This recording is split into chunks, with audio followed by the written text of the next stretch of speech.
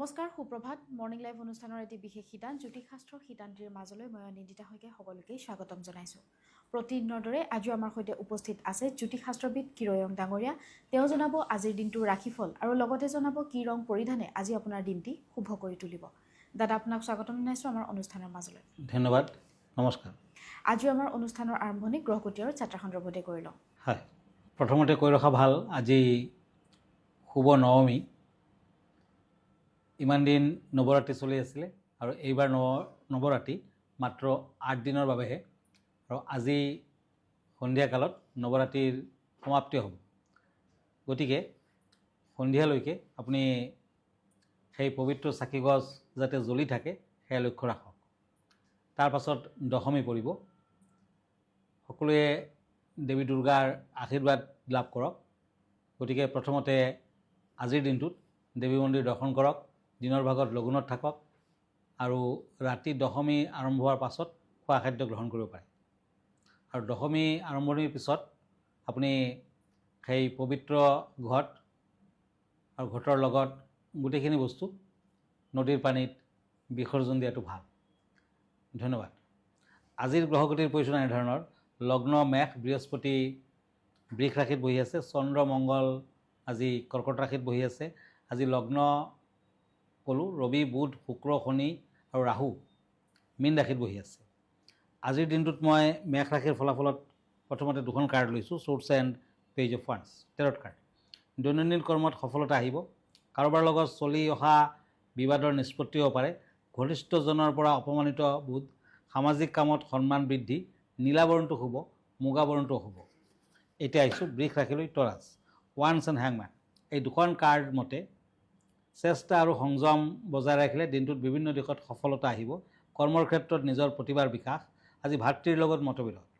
Yellow colour lucky, orange colour unlucky. Mithun ৰাশি, Gemini, ওৱান্স and knight of shorts.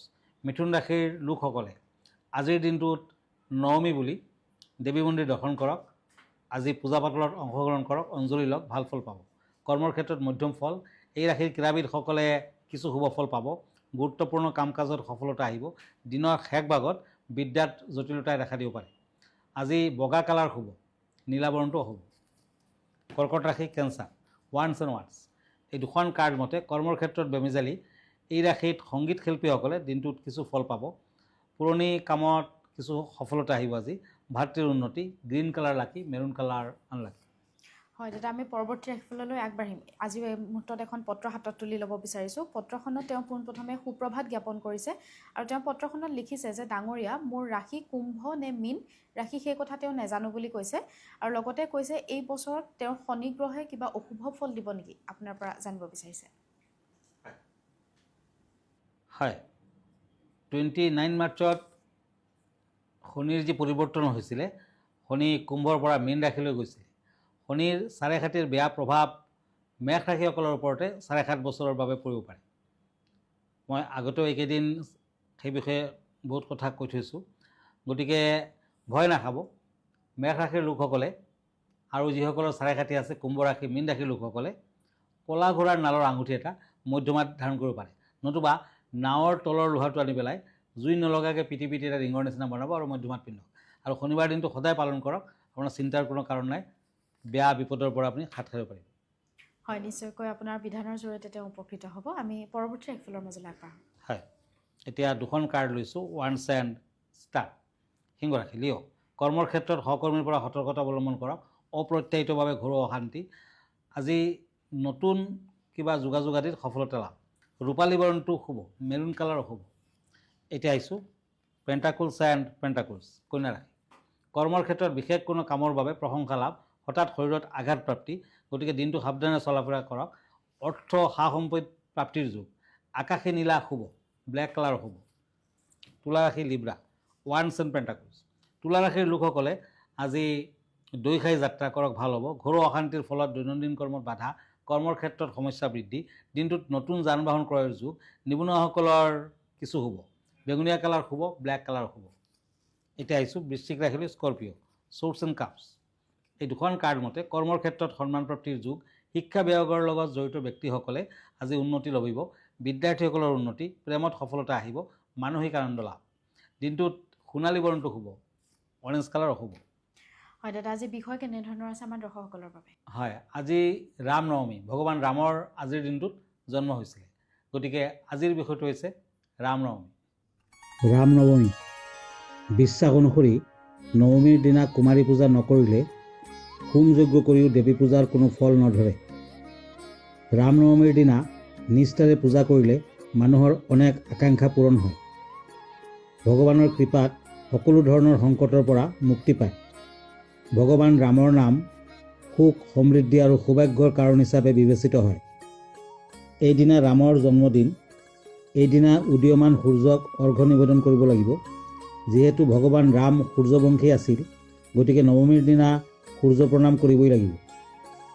এখন পীৰাত হালধীয়া কাপোৰ পাৰি ৰামৰ ছবি স্থাপন কৰি গংগাজল লৈ ওম শ্ৰী শ্ৰী ক্লেহীন ৰামচন্দ্ৰায় নমঃ 108 বাৰ জপ কৰি ঘৰৰ প্ৰতিটো কোণত ছটিয়াই দিলে বাস্তুদোষ কটা যায়। ভগৱান ৰামৰ পূজাত পদুম ফুল আৰু তুলসী পাত অৰ্পণৰ বিশেষ মহত্ব আছে। এইদিনা ৰামৰ লগত সীতাৰ পূজা কৰিলে আপোনাৰ ঘৰৰ পৰা নেতিবাচকতা দূৰ হয়। এইবাৰ ৰামনৱমী আৰু নৱৰাত্ৰি 6 এপ্ৰিল 7:23 চলি থাকিব। হয়, ভিডিঅ'টিৰ যোগেদি তেওঁ খুব সুন্দৰকৈ ব্যক্ত কৰিছে ৰাম নৱমীৰ বিষয়ে। দাদা, আমি পৰৱৰ্তী ৰাশিফলৰ মাজলৈ আগবাঢ়ো। হয়, এতিয়া কাপছ এণ্ড কাপছ ধনুৰাশিসকলৰ বাবে সামাজিক কামত ব্যস্ততা বৃদ্ধি। আজি কিবা বিষয় লৈ পিতা পুত্ৰৰ বিৰোধ, কৰ্মক্ষেত্ৰত শত্ৰুৱে বদনাম কৰাৰ বাবে চেষ্টা কৰিব পাৰে, অযথা অৰ্থ সা সম্পদৰ অপচয়। দিনটোত গোলাপীয়া বৰণটো শুভ, ব্লেক কালাৰটো অশুভ। মকৰ ৰাশি কেপ্ৰিকৰ্ণ, ছৰ্ডছ এণ্ড নাইট অফ ওৱান্স। এই দুখন কাৰ্ড মতে বিশেষ কোনো কামৰ বাবে আত্মীয় স্বজনৰ পৰা প্ৰশংসা লাভ। আজি কামত সফলতা আহিব।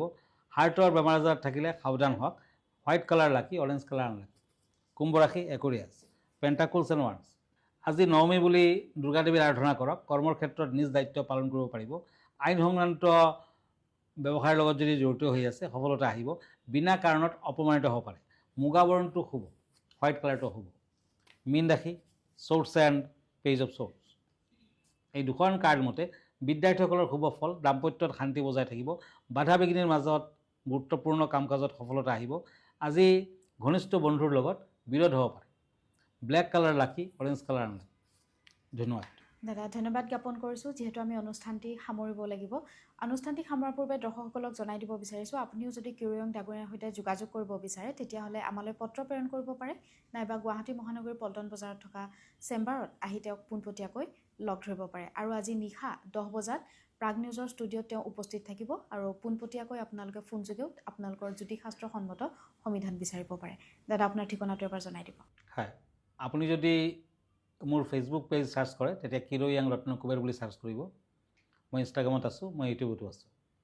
আমাৰ ঠিকনা astrologer Kiroyang Ratna Kuber gems and jewellery, Manipuri Basti, Guwahati 7।